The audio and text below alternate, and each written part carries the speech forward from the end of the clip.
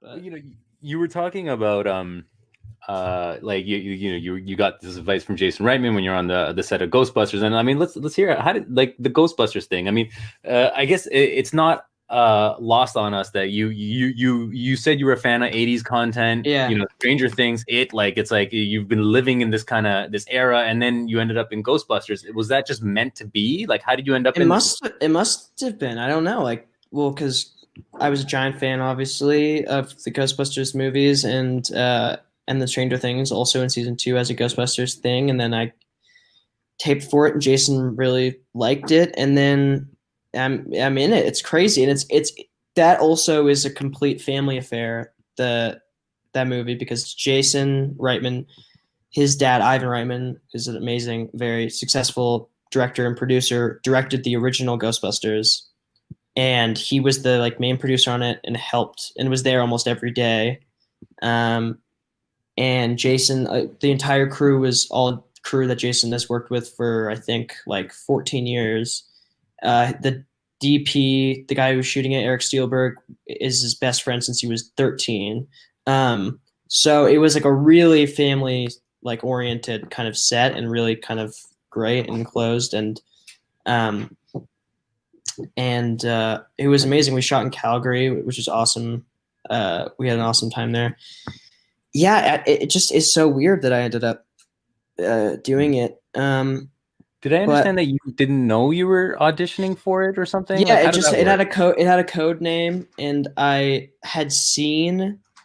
I think at that point, Jason had filmed a teaser for Ghostbusters, because I think what he had done is like to build hype. He like filmed a teaser, and it was released. And at that point, I had seen it, and I think it said Jason Reitman, and then there was a code name, and I didn't officially know, but I think in my mind it was so different. I mean, the sides was just me and my sisters, played by McKenna Grace, my little sister, and it's just us talking in a car. It has nothing to do with ghosts or anything. Hmm. Um, or the ecto, or so I didn't really know anything until I showed up at Jason's house for a table read, because Jason flew me out on a weekend uh, to just read the script at his house. It was crazy. It was like it was really kind of, I just didn't know what I was doing, but I was just like, I'll do my best, and I read it, and then from then on, Jason was like, okay, so do you want to be in it? And I was like, yeah,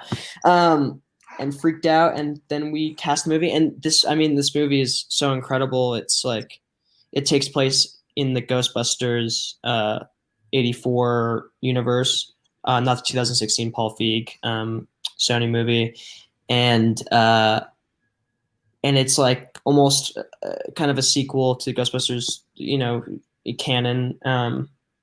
And the original Ghostbusters play a big role in it, but it's mostly about this kind of new family that's like me, McKenna Grace, and our single mom, who's played by Carrie Coon. We move into this farm, and kind of we discover stuff about the farm we're living on in the town, and it's all kind of coinciding with that original Ghostbusters. And I think people are going to love it. It has like the really quirky, great directing and writing of Jason, who's known for awesome, amazing movies like Juno. Diablo Cody wrote Juno, but Jason obviously had a giant part in it.